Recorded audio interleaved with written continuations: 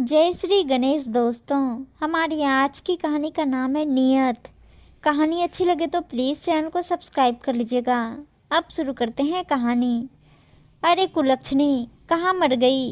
कब से चाय मांग रही हूँ। पता नहीं कब यह मनुष्य इस घर से जाएगी।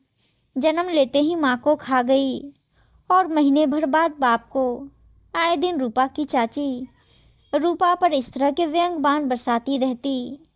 रूपा को अपना असली नाम तो याद ही नहीं रहता, रहे भी कैसे। कोई भी तो रूपा कहकर नहीं बुलाता था। करमजली, कामचोर, अभागिन, बस यही संबोधन सुनती आई थी अपने लिए। रात दिन मेहनत करती पर प्यार के दो बोल के लिए तरसती। क्या होता है प्यार, उसने कभी जाना ही नहीं। हार तो और मेहनत के बाद 2 जून की रोटी, बस यही उसका नसीब था। फिर भी उसे पूरा विश्वास था कि उसकी उम्मीद का सूरज एक दिन अवश्य निकलेगा। चचेरी बहन सोना की शादी में सारा काम रूपा ने बड़ी जिम्मेदारी से संभाला था। शादी में सोना की ससुराल का एक रिश्तेदार रोहन भी आया हुआ था। वह बहुत बारीकी से रूपा के कार्यकलापों को देख रहा था और मन ही मन उसके गुणों पर लट्टू था। उसने अपने पापा को एकांत में ले जाकर रूपा से विवाह की अपनी इच्छा प्रकट की। रूपा का विनम्र व्यवहार तो रोहन के पापा को भी भा गया था। अतः उन्होंने सोना की विदाई के समय ही रूपा के चाचा से रूपा का हाथ अपने पुत्र के लिए मांगने की बात उठाई, जिसे सुनते ही रूपा की चाची बोल उठी, यह भागन आपके घर के लायक नहीं। जहाँ भी जाती है अपना दुर्भाग्य साथ लेकर जाती है। चाची नहीं चाहती थी कि 24 घंटे की आया ऐसे हाथ से निकल जाए। रूपा की चाची द्वारा कहे गए शब्दों से रोहन के पिता पर तात्कालिक प्रभाव पड़ा और उन्होंने यह कहकर वहां से विदा ली, ऐसी बात नहीं है। दुर्भाग्य को सौभाग्य में बदलते देर नहीं लगती। फिर भी मैं अपने घर वालों से मशवरा कर आपके पास पुनः आऊँगा। बात आई गई हो गई। रोहन की छुट्टियां खत्म हुई और वह अपनी ड्यूटी पर वापस चला गया था। रोहन के पापा ने घर में रूपा की बात उठाई और साथ ही रोहन की माँ को रूपा की चाची के विचारों से भी अवगत कराया। औरतें शायद कुछ अधिक ही वहम पाल लेती हैं। रोहन की माँ के मन में घर कर गया कि जानते बुझते हुए दुर्भाग्य को न्योता देना अक्लमंदी नहीं है। हालांकि रोहन के पिता इस तरह की बातों में विश्वास नहीं करते थे, परंतु पत्नी पर दबाव भी नहीं डालना चाहते थे। वे जानते थे कि सास बहू का रिश्ता वैसे भी बहुत नाजुक होता है। यदि जिद करके रूपा को घर में लाए भी तो उनकी पत्नी उसे स्वीकार नहीं करेगी। ऐसी स्थिति में रूपा का जीवन और भी तकलीफदेह हो जाएगा। वह एक नर्क से निकलकर कहीं दूसरे नर्क में न आ जाए। ऐसा सोचकर उन्होंने इस बात को टालने की सोची। रोहन के पूछने पर उन्होंने यही कहा, तुम्हारी ड्यूटी की ट्रेनिंग 2 साल तक चलेगी, अतः हम इस मसले पर 2 साल बाद ही बात करें तो अच्छा रहेगा। वैसे भी शादी करके 2 साल ससुराल में रखने से अच्छा है कि हम 2 साल बाद ही विवाह कराएं। पिता का जवाब सुनकर रोहन ने भी एक सवाल किया था, तब तक उसकी शादी कहीं अन्यत्र हो जाएगी तो जरूरी तो नहीं कि वे लोग 2 साल रुके रहेंगे। तुम चिंता मत करो, मैं इस बात का ध्यान रखूंगा। रोहन के पिताजी जानते थे कि रूपा की चाची ऐसा कुछ होने ही नहीं देगी। उन्होंने यह सोचकर रोहन को आश्वस्त किया कि 2 वर्ष का अंतराल बहुत लंबा होता है। यदि यह आकर्षण क्षणिक हुआ तो रोहन स्वयं ही रूपा को भूल जाएगा, और यदि रोहन इस रिश्ते के प्रति गंभीर हुआ तो वह इन दोनों के विवाह की बात को बढ़ाने में अपनी तरफ से पुरजोर कोशिश करेंगे। इधर रूपा की चाची को एक और हथियार मिल गया।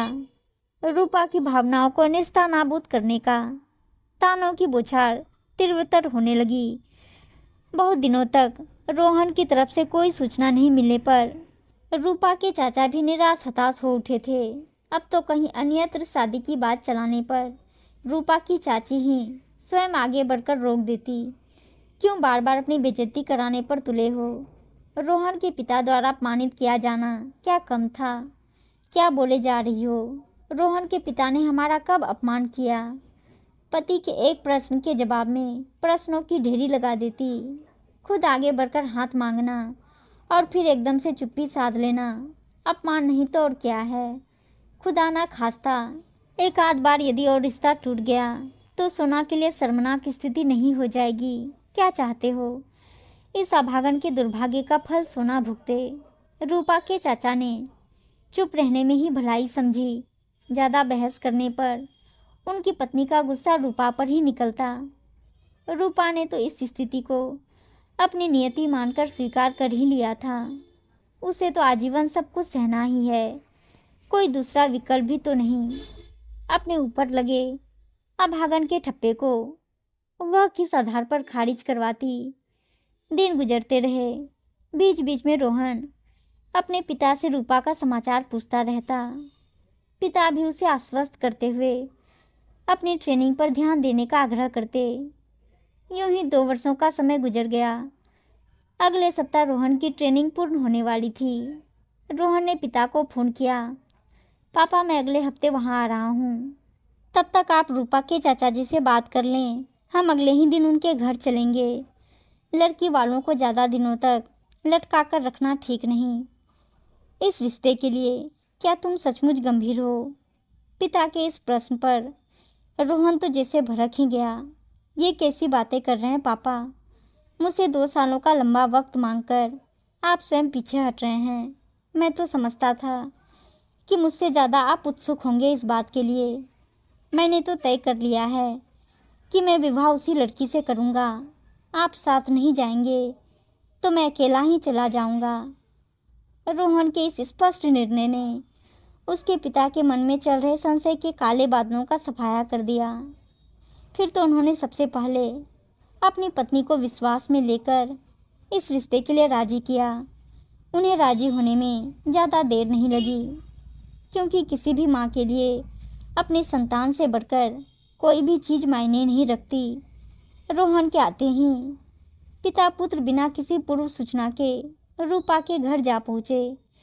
इस अप्रत्याशित आगमन से चाची सन्न रह गई। उसने आखिरी दांव फेंकना चाहा और अपनी विषैली जिह्वा से विषवमन करना शुरू किया। बड़ी जल्दी आपको याद आ गई इस रिश्ते की। हम लड़की वाले हैं तो क्या हमारी कोई इज्जत नहीं? आप अपमान करते रहेंगे और हम चुपचाप सहते रहेंगे। हमें नहीं करना यह रिश्ता, भले ही हमारी अभागन बेटी कुंवारी रह जाए, पर आपके घर तो हरगिज नहीं भेजेंगे उसे।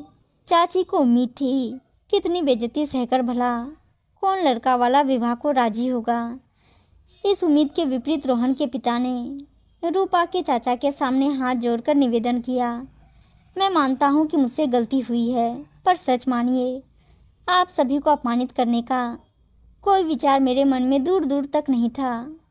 मैं तो अपने बेटे के निश्चय को परखना चाहता था। मुझे लगा कि कहीं यह रोहन का क्षणिक आकर्षण तो नहीं है रूपा के प्रति, किंतु मुझे गर्व है अपने पुत्र पर कि वह इस परीक्षा में खरा उतरा। अब मैं पूरे मन से रूपा का हाथ मांगता हूँ आपसे, कृपया मना मत कीजिएगा। रूपा के चाचा भला क्या कहते? उन्हें तो रूपा के सौभाग्य पर विश्वास ही नहीं हो पा रहा था। उनके देह का रोम रोम रोहन और उसके पापा के प्रति कृतज्ञ था। चाची ने एक बार पुनः नकारने की कोशिश की, पर इस अभागन का दुर्भाग्य कहीं आपके परिवार पर भारी ना पड़ जाए। बहन जी, ईश्वर का खेल कौन समझ सका है? क्या पता इस घर से निकलना ही इस बच्ची का सौभाग्य बन जाए। रोहन के पिता ने सख्त लहजे में एक प्रकार से चेतावनी दे डाली। अगले ही मुहूर्त में सौभाग्य की शहनाइयों से रूपा का घर गुंजायमान हो उठा। रोहन के घर में रूपा के आगमन से ही मानो भगवान की कृपा बरस पड़ी। बस चारों तरफ खुशियों का ही माहौल था, सुख शांति, दिन व दिन तरक्की। रोहन के पिता आज अपने फैसले से बहुत खुश थे। इधर रूपा की चाची दिन भर गुस्से में रहती, क्योंकि वह घर के सारे काम करके परेशान रहती थी और उसके हाथ से मुफ्त की नौकरानी भी निकल गई थी। और जब से उसे रूपा की खुशहाली का पता चला था, तब से उसका दिमाग और भिनाया रहता है। पर उसके चाचा को बहुत खुशी मिली कि उसकी बेटी की किस्मत बदल गई। अब वो अपने घर में आया नहीं, महारानी की तरह राज करेगी। उम्मीद है दोस्तों कहानी अच्छी लगी होगी, और अच्छी अच्छी कहानियाँ सुनने के लिए चैनल को सब्सक्राइब और वीडियो को लाइक शेयर ज़रूर कर दीजिएगा। धन्यवाद दोस्तों।